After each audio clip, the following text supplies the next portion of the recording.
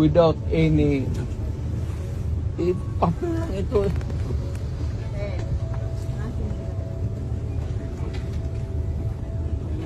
You better go back to them and have the legal.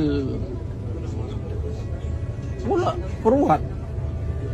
I am a citizen of this country, a former president, and you show me a piece of paper and you're asking me to go with you? Abogado ka? Hindi po. Ay, tawagan mo yung abogado mo. Tol, si Alex.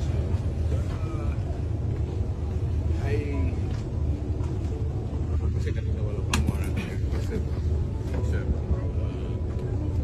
he used to be, sir, also, Our upper class. PC Commander, 60 million. PC din natin.